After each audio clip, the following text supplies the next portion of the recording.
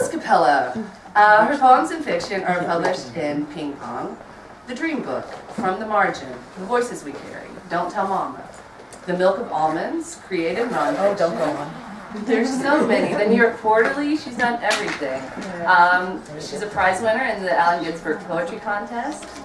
I saw her a while back. Yeah, I saw you. I don't know where, but I know that I'm a fan. Thank you. Yes. All right, guys, please welcome Phyllis Capello.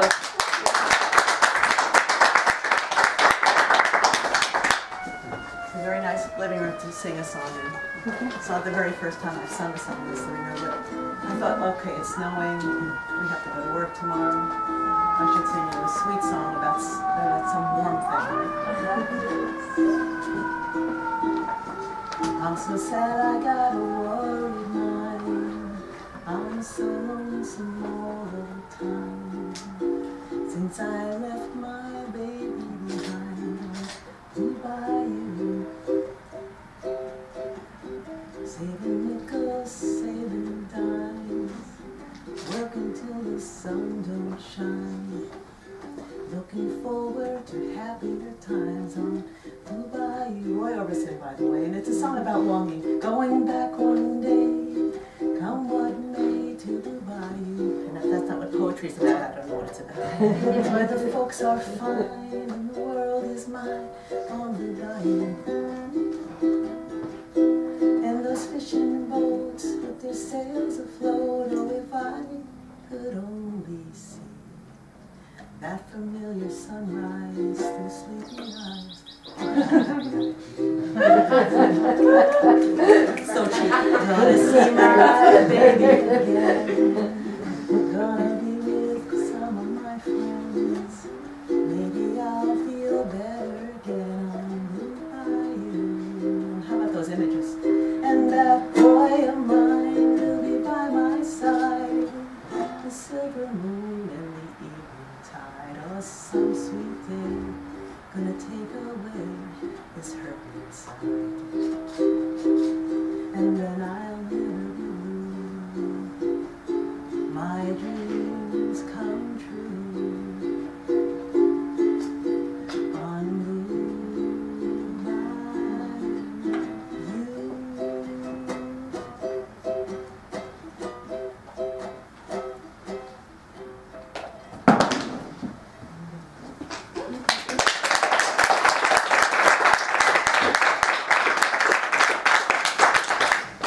Songs in the world, that's one I wish I had written because of the images are so beautiful. But you know, Zara and I, we ran into each other.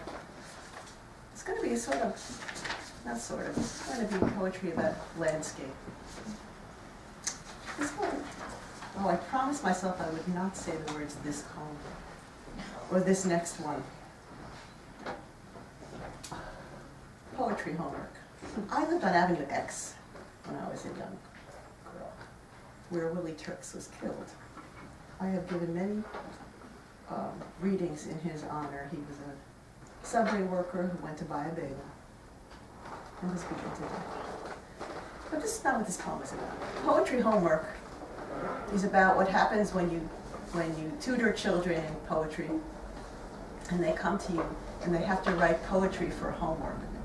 So I thought, well, what if I had to write poetry homework? What would come up? Determine if the angle of youth is lesser than or greater than the angle of loneliness. Explain why brain chemicals often equal self-delusion. Discuss whether hubris remains forever undivided by experience. Here are the facts. It was summer, plus he was handsome. If a pretty girl, number one, purposefully enlarges a chance encounter with, oh, let's call him 2, is it because she's inventing emotions to pass the time? How then can these factors be resolved? A, 1 plus 2 plus the baby equal happily ever after till the end. B, 1 plus baby minus husband equal poverty plus new loneliness. Either way, it was a beautiful night. So if 1 plus 1 equals 3, then 2 leaves Will there still be 3 holes? It's all right to use your fingers. After a 9-month-long parenthesis, baby 3 was born. Her eyes shone like the morning star. Which phrase best completes the thought, it's possible to be happy even after? 1, the moon is removed from the sky. 2, baby morning star grows up without a father. You may make a grid, shade in or leave blank. A, broken halves of the hearts. B, the empty portion of the bed. What else could have happened when a girl from an avenue called X seduces the wrong unknown? State in your own words how young couples all over the world still have the same longing. In your essay, be clear from the first kiss, in the dreamy way he holds her hand and adds her name to his. Use details, the moon shining down on the bench, hum of traffic whizzing by, how they could ever believe they were the center of the universe, sitting near an avenue absurdly called Why?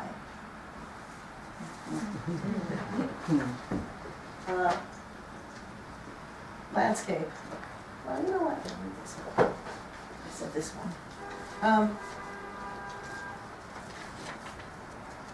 This is about the Botanic Garden. It should be free every day, right? Yeah, it used to be. What are my beefs? Questions for the Rose.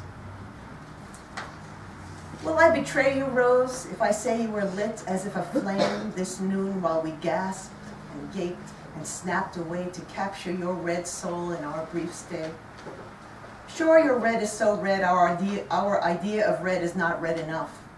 But if you resist recounting, who'll know how your coil of perfect petals burned our eyes in the just past morning light of June?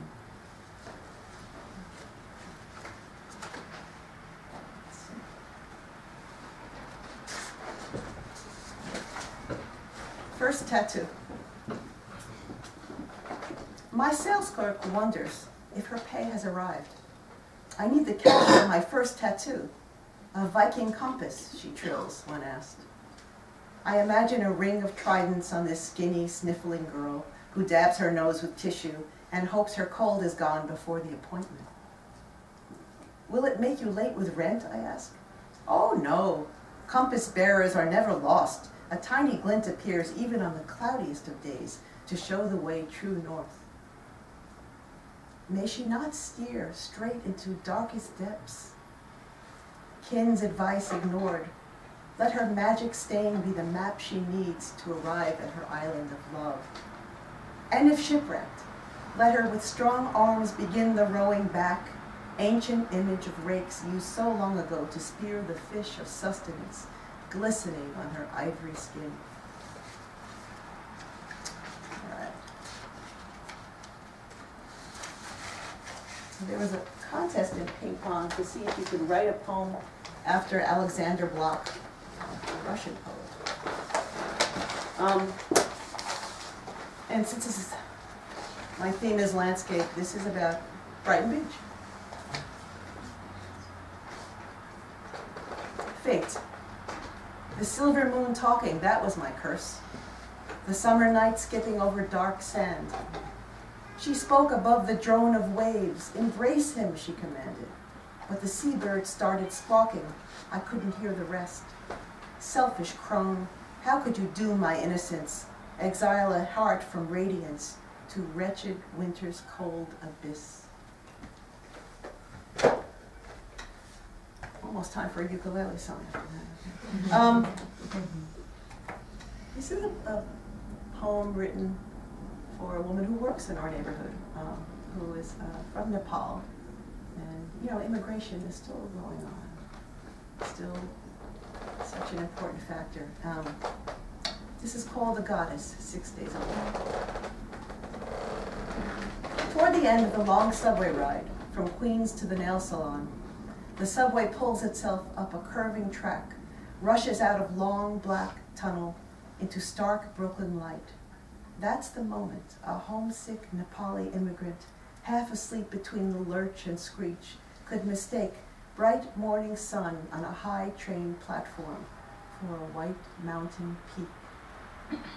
Later on, if her mind drifts for an instant from chattering customers and chemical stink, she could, hefting my warm, wide foot from the soapy basin, be lifting her own baby from a bath in the kitchen sink. Still bent to her work when the sun sets, the evening customers come, she paints their toenails Himalayan crimsons, her tiny gold bracelets tinkling like prayer bell reminders, make her think of her last call home, the breezy way she's learned to croon, "It won't be long now, darling," while her little boy weeps into the phone. She doesn't know. I'm the daughter of the son left behind in Sicilian hills. How for his passage my grandmother repaid the loan shark with piecework, thousands of miniature buttonholes and lace like snow sewn onto baby clothes. At the nail salon, her boss says, "Hurry up, girls, tips in the can, and use your American names." Then the door slams. On the radio, the newscaster says, "Soldiers and protesters crowd the streets of Kathmandu." The goddess has no green card. She shrugs and smiles, lifts pretty hands to heaven. "I make and send," she says, "I make and send."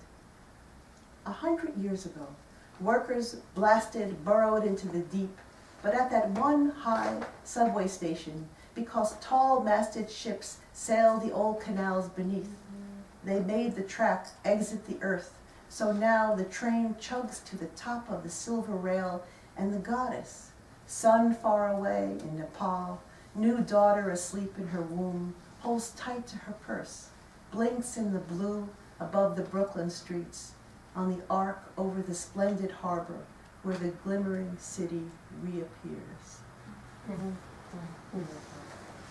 So I think I'll just play another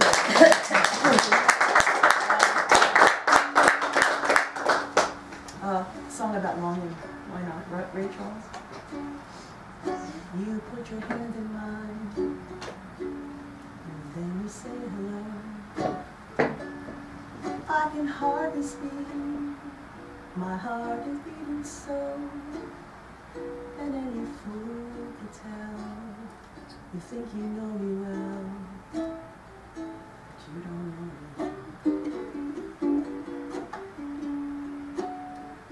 You don't know the one who dreams of you at night, who longs to kiss your lips and longs to hold you tight.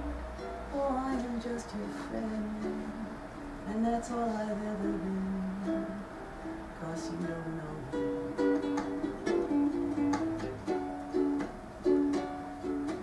And I never learned the art of making love, though my heart beats with love for you. Alone and shy, I let my chances go by, the chance that you might love me too. You put your hand in mine, and then you say goodbye.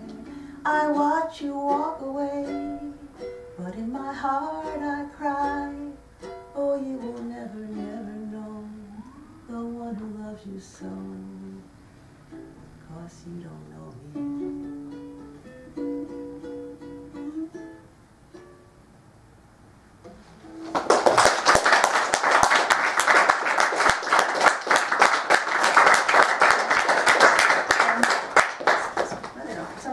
This one out today now, so I'll sing. About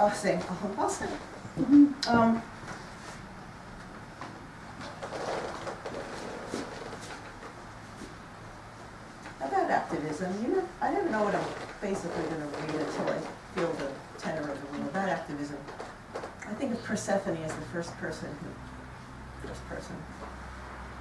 had something to say after she was abducted and treated so badly.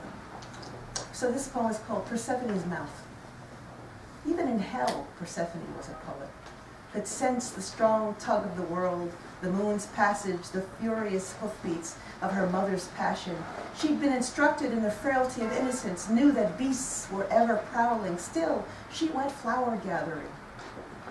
He plucked her. She struggled, cried out to her companions. They tumbled down, Pounding her essence with his male self, commanding her to yield the world, he put his whirling darkness in her.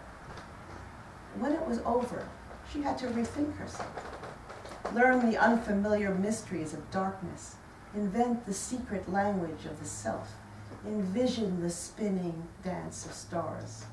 To become the brute's victor, she'd outsmart him. If he must try to reduce her, she would enlarge, wrench herself open, let the whole world rush in.